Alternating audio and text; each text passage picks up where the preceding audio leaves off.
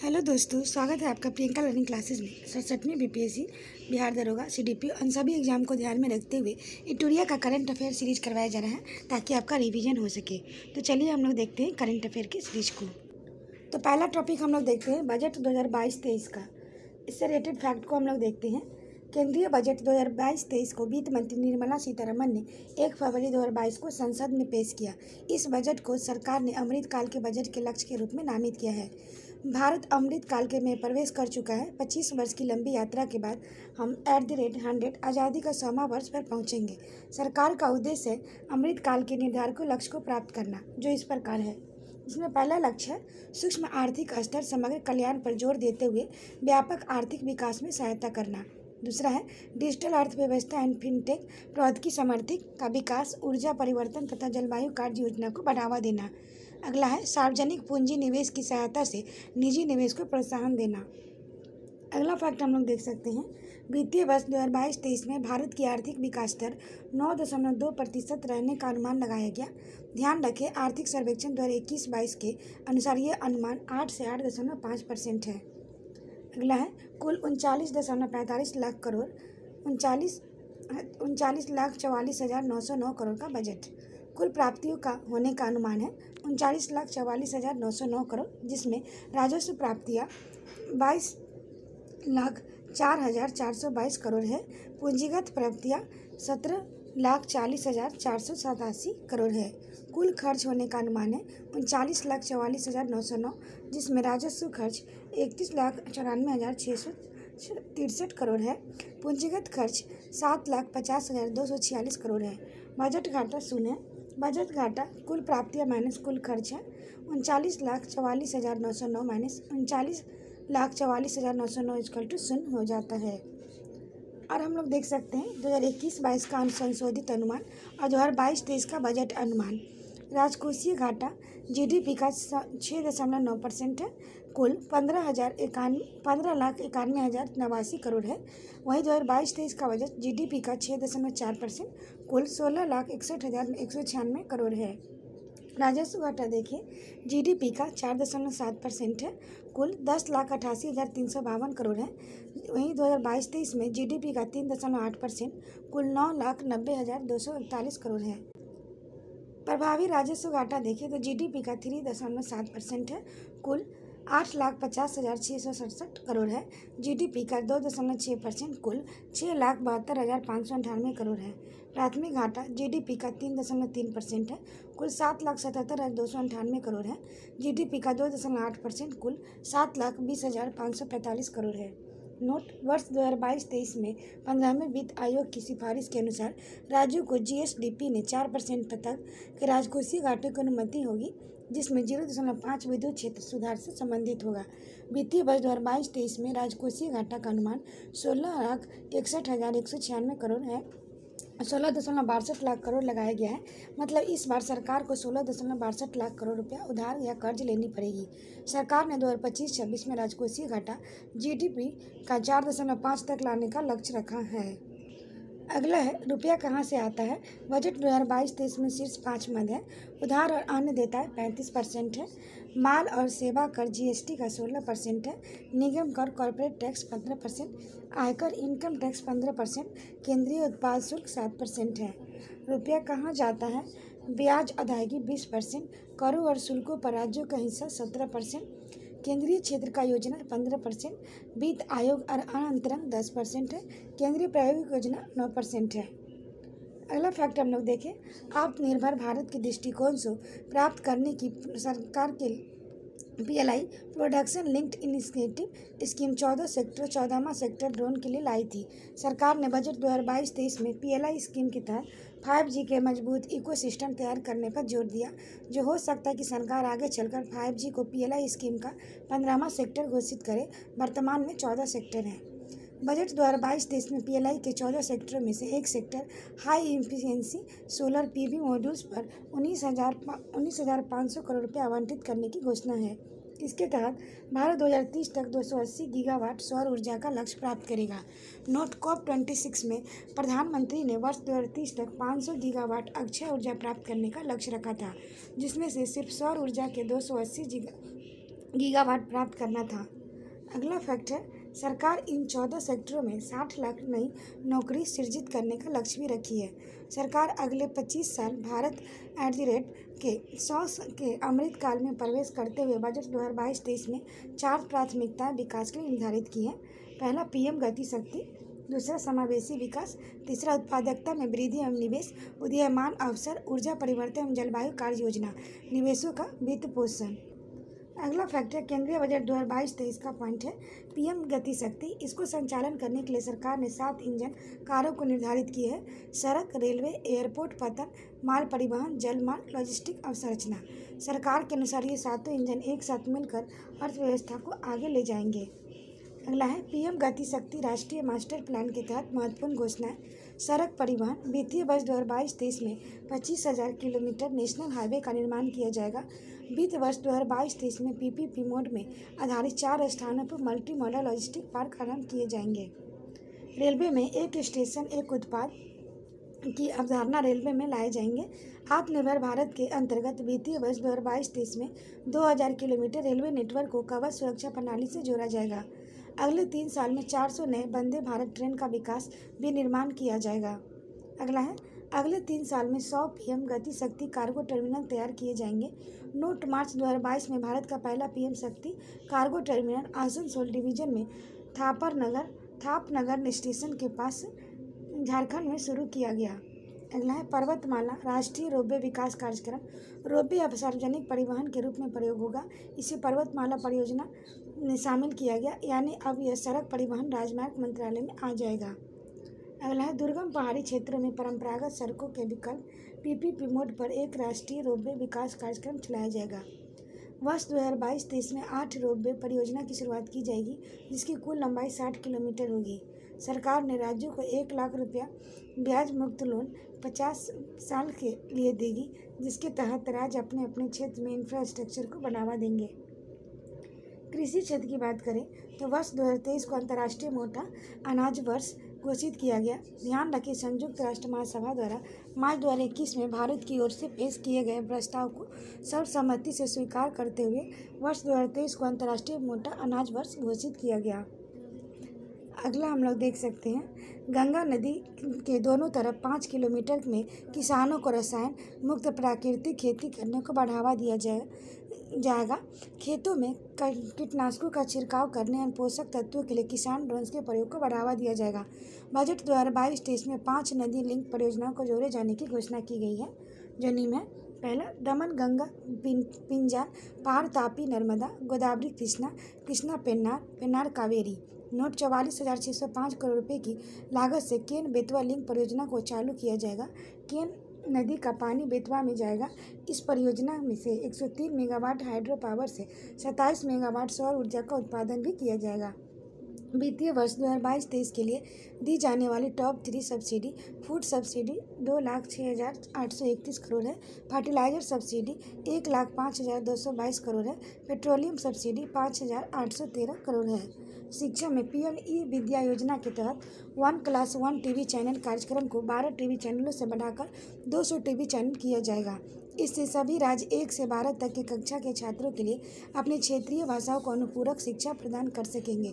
व्यावसायिक पाठ्यक्रम के तहत कौशल को बढ़ावा देने के लिए वर्ष 2022-23 में विज्ञान और गणित में 750 वर्चुअल प्रयोगशालाओं का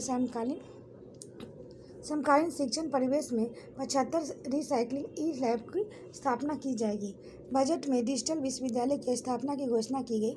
यह विश्वविद्यालय नेटवर्क आधारित हब स्पोक मॉडल पर बनाया जाएगा। स्वास्थ्य के बारे में देखें तो नेशनल डिजिटल हेल्थ इकोसिस्टम को लागू किया जाएगा। मानसिक स्वास्थ्य परामर्श एवं देखभाल सेवाओं तक बेहतर पहुंच के लिए नेशनल टेलीमेडिसिन हेल्थ प्रोग्राम शुरू किया जाएगा। इसके लिए 23 टेलीमेडिकल हेल्थ सेंटर का एक नेटवर्क स्थापित होगा। निम्नास नोडल सेंटर पर काम करेगा। आईआईटी बेंगलोर तकनीकी सहायता प्रदान करेगा। अगला है, महिलाओं और बच्चों के समग्र स्वास्थ्य लाभ के लिए मिशन शक्ति मिशन वात्सल सक्षम आंगनबाड़ी पोषण 2.0 को किया जाएगा। महिला एवं बाल विकास मंत्रालय के तहत जितनी भी योजनाएं थी, सभी योजनाओं को मिलाकर ऊपर दिए गए योजनाओं में बांट दिया गया है। अगला है, 2 लाख आंगनबाड़ियों को सक्षम आंगनबाड़ी के रूप में समन्वय किया जाएगा। अगला फैक्ट हम लोग देख सकते हैं, सूक्ष्म लघु एवं मध्यम उद्योग एमएसएमई को लाभ पहुंचाने के लिए उद्यम ई श्रम एनसीएस असीम पोर्टल एक साथ जोड़ा जाएगा। ECLCS emergency credit line guarantee scheme के तहत 130 लाख से अधिक एमएसएमई को अतिरिक्त ऋण प्रदान किया जाएगा। अगला है, एमएसएमई से संबंधित credit guarantee trust for micro and small enterprises scheme CGTMSE को पुनर्जीवित किया जाएगा। इसमें एमएसएमई उद्यमों को 2 लाख करोड़ का अतिरिक्त ऋण मिल सकेगा। अगला है, 5 वर्षों में 6,000 करोड़ रुपए का परिव्यय RAMP programme raising and accelerating performance programme को शुरू किया जाएगा। अगला हम लोग देख सकते हैं, एमएसएमई के लिए घोषणाएं। CGTMSE का पुनरुद्धार, एमएसएमई के कामकाज को बढ़ावा और इससे तेजी लाना, रैम्प प्रोग्राम को लागू करना, विभिन्न पोर्टलों को इंटरलिंकिंग, ECLGS को लागू करना और हॉस्पिटलिंग एंड संबंधित उद्यमों पर विशिष्ट ध्यान। अगला फैक्ट है, PM divine prime ministry development initiative for north east region योजना उत्तर पूर्व परिषद के माध्यम से चलाई जाएगी। इस योजना के तहत उत्तर पूर्वी राज्यों के विकास के लिए 1500 करोड़ रुपए खर्च होंगे। अगला है, महत्वाकांक्षी ब्लॉक कार्यक्रम। महत्वाकांक्षी जिला कार्यक्रम 112 जिलों में लागू के तहत जिस जिला ब्लॉक का विकास कम हुआ है उस पर वित्तीय वर्ष 2022-23 में इस कार्यक्रम के तहत ज़्यादा ध्यान दिया जाएगा। अगला है, वाइब्रेंट विलेज कार्यक्रम। बॉर्डर सीमावर्ती क्षेत्रों में जो गांव हैं उनमें से जो भी गांव विकास के लिए लाभ से वंचित रह गए हैं उस उत्तरीय ऐसे गांवों पर इस कार्यक्रम के अंतर्गत ध्यान दिया जाएगा। वर्ष 2022 में 1.5 लाख घरों को कोर बैंकिंग सिस्टम से जोड़ा जाएगा। अगला है, अनुसूचित वाणिज्य बैंकों के द्वारा 75 जिलों में 75 डिजिटल बैंकिंग यूनिट्स की स्थापना होगी। अगला है, इस अमृत काल में ease of doing business 2.0 ease of living के दूसरे चरण में शुरुआत की जाएगी। इसके अंतर्गत परिवेश पोर्टल के माध्यम से किसी भी तरह का ग्रीन क्लियरेंस दिया जाएगा, जैसे environment, forest, wild life and CRZ clearance. Company को आसानी से बंद समापन करने के लिए CPACE की स्थापना की जाएगी। ABCG प्रमोशन टास्क फोर्स का गठन किया जाएगा। जनवरी 2022 में कर्नाटक सरकार ने बेंगलोर में भारत का पहला ABCG सेंटर गठन किया। वित्तीय वर्ष 2022-23 में एम्बेडेड चिप आधारित ई-पासपोर्ट्स जारी किया जाएगा। अगला फैक्ट हम लोग देख सकते हैं, तो अगला है, बड़े पैमाने पर चार्जिंग स्टेशनों की स्थापना के लिए शहरी क्षेत्रों की स्थान की कमी पर विचार करते हुए बैटरी अदला बदली नीति बैटरी स्वैपिंग पॉलिसी लाई जाएगी। अगला है, भू दस्तावेजों में IT आधारित प्रबंधन हेतु unique land parcel identification number अपनाने के लिए प्रोत्साहित किया जाएगा। अगला है, दूर दराज के क्षेत्रों सहित सभी प्रोग्राम में ऑप्टिकल फाइबर बिछाने का लक्ष्य 2025 तक रखा गया है। अगला है, वित्तीय वर्ष 2022-23 में हर घर नल जल के तहत 3.8 करोड़ परिवारों को कवर किया जाएगा। अभी तक 8.7 करोड़ परिवार कवर हो चुके हैं। वर्ष 2022-23 में PM आवास योजना के तहत ग्रामीण और शहरी 80 लाख मकान बनाए जाएंगे। अगला है, वित्तीय वर्ष 2022-23 से RBI द्वारा डिजिटल रुपये लाने की घोषणा वित्त मंत्री ने की। अगला हम लोग देख सकते हैं, अगला फैक्ट है, अब ताप विद्युत संयंत्र में 5 से 7% हिस्सा बायोमास के रूप में जलाया जाएगा, जिससे प्रति वर्ष 38 MMT CO2 की बचत होगी। उद्योगों के लिए कॉल गैलिफिकेशन और कोयला के रसायन में परिवर्तन के हेतु 4 प्राइवेट परियोजनाएं स्थापित की जाएगी। अगला है, वित्त वर्ष 2022-23 में हरित अवधारणा के लिए संसाधनों को जुटाने हेतु सर्विसेज ग्रीन बॉन्ड जारी किए जाएंगे। वर्ष 2022-23 में सहकारी समितियां और कंपनियां दोनों में समानता लाने के लिए टैक्स की दर 18.5% से घटाकर 15% कर दिया गया है। पहले सहकारी संगठन समितियां 18.5 टैक्स देती थी, कंपनियां 15%।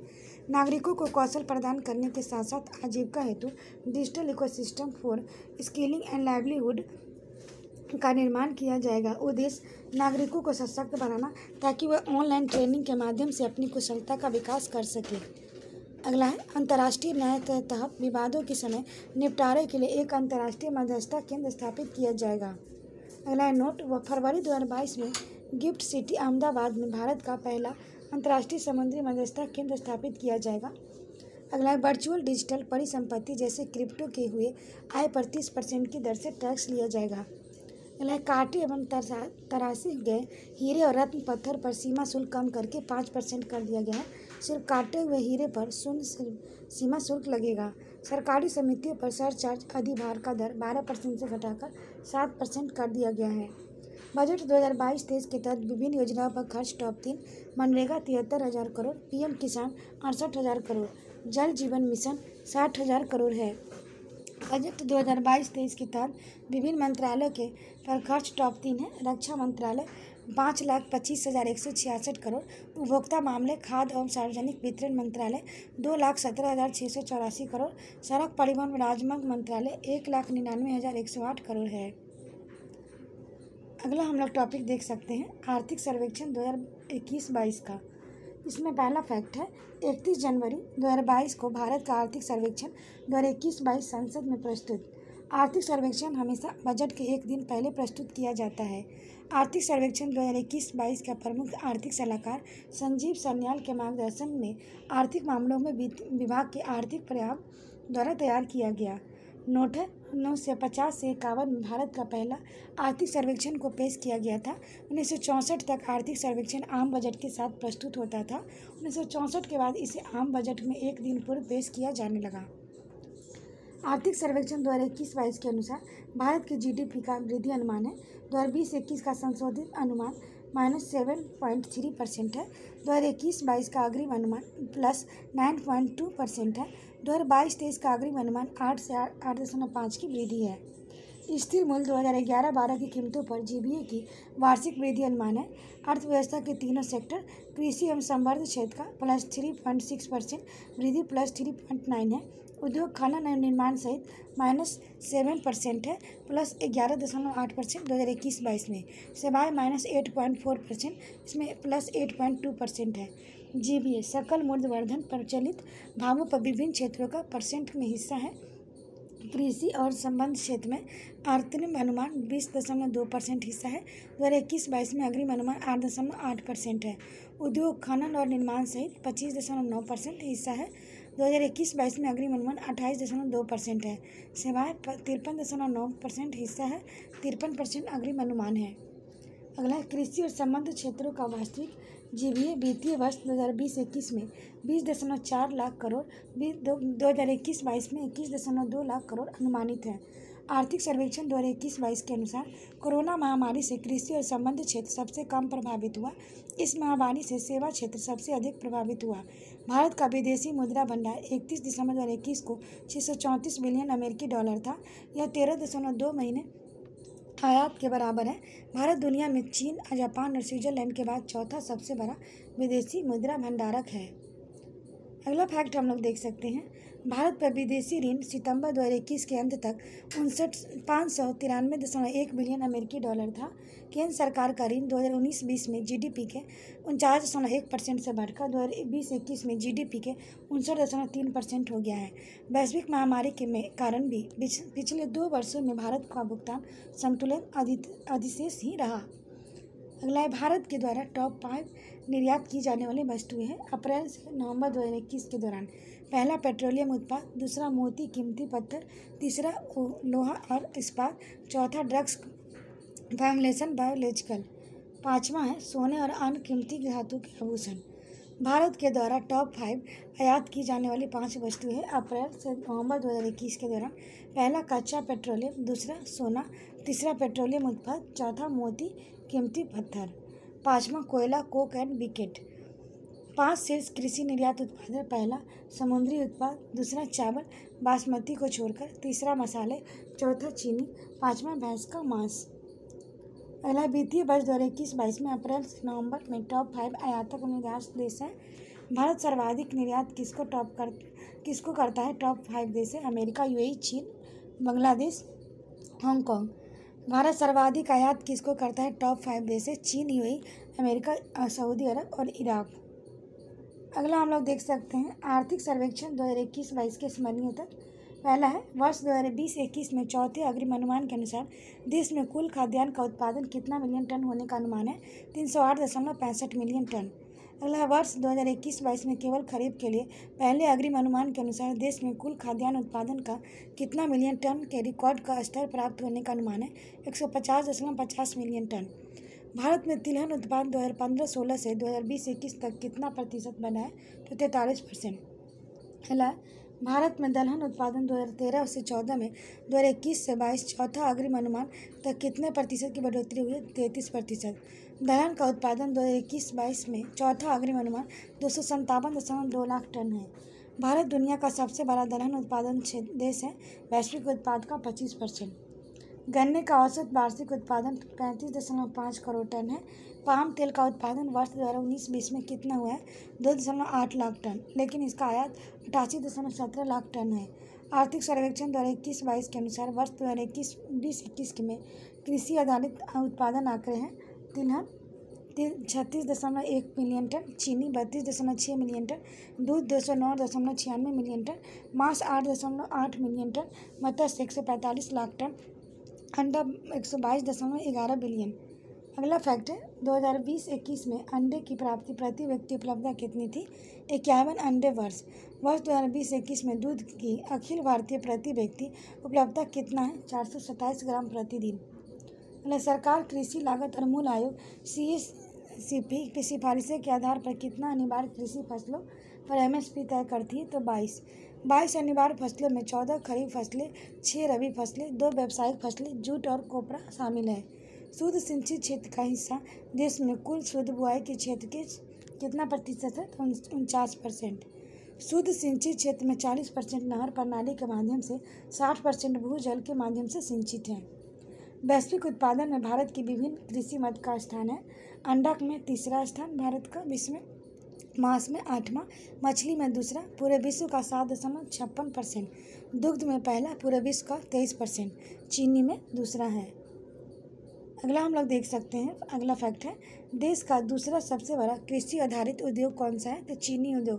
पहला कपास उद्योग, दूसरा है दुनिया में चीनी का सबसे बड़ा उपभोक्ता देश कौन है? तो भारत। देश में कृषि के बाद दूसरा सबसे बड़ा रोजगार सृजनकर्ता कौन है? कपड़ा उद्योग। भारत वनस्पति तेल का दूसरा सबसे बड़ा उपभोक्ता एवं नंबर 1 आयातक है। आर्थिक सर्वेक्षण 2021-22 के अनुसार वर्ष 2020-21 में सड़क निर्माण की सीमा प्रतिदिन कितने किलोमीटर हो गई है? 36.5 किलोमीटर। वर्ष 2020-21 में 13,327 किलोमीटर सड़कों का निर्माण किया गया। अगला 64.45 लाख किलोमीटर सड़कों के साथ भारत संयुक्त राज्य अमेरिका के बाद दुनिया का दूसरा सबसे बड़ा देश है। अगला 68,102 किलोमीटर से अधिक मार्ग के साथ भारतीय रेलवे दुनिया का तीसरा सबसे बड़ा नेटवर्क है। अगला है आर्थिक सर्वेक्षण 2021-22 के अनुसार 5 दिसंबर 2021 तक कुल 6,087 रेलवे स्टेशनों पर वाईफाई की सुविधा से लैस किया गया। नोटे रेलवे स्टेशन पर 24 मार्च 2022 के आंकड़े के अनुसार 6100 रेलवे स्टेशनों पर वाईफाई की सुविधा लगा दी गई है। 6100 वाईफाई वाला रेलवे स्टेशन उभरी। इस सर्वेक्षण के अनुसार भारतीय रेलवे ने पुनः किस वर्ष तक शून्य कार्बन उत्सर्जन का लक्ष्य रखी है? 2030 तक। इस लक्ष्य को प्राप्त करने के लिए रेलवे दिसंबर 2023 तक अपने नेटवर्क का 100% प्रतिशत विद्युतीकरण करेगी। नोट है 24 मार्च 2022 को रेलवे मंत्रालय के आंकड़े के अनुसार कोंकण रेलवे का 100% विद्युतीकरण हो गया है।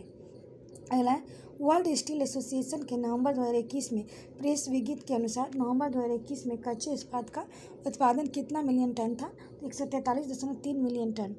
अगला वर्ष 2020-21 में कुल विद्युत उत्पादन यूटिलिटी कैपिटल प्लांट के ऊर्जा के विभिन्न स्रोतों का हिस्सा है। थर्मल 78%, अक्षय ऊर्जा संसाधन 10%, हाइड्रो 9%, न्यूक्लियर 3%। अगला है वर्ष 2020-21 में कुल संस्थापित क्षमता यूटिलिटी कैपिटल प्लांट में ऊर्जा के विभिन्न स्रोतों का हिस्सा है। थर्मल, गैस, भाप, डीजल 67%, अक्षय ऊर्जा संसाधन 22%, हाइड्रो 10%, न्यूक्लियर 1%। वर्ष 2020-21 में स्थापित क्षमता सिर्फ यूटिलिटी में ऊर्जा के विभिन्न स्रोतों का हिस्सा है। थर्मल स्रोत 61.42%, अक्षय ऊर्जा संसाधन 24.7%, हाइड्रो 12.9% है। अगला फैक्ट है प्रत्यक्ष विदेशी निवेश FDI।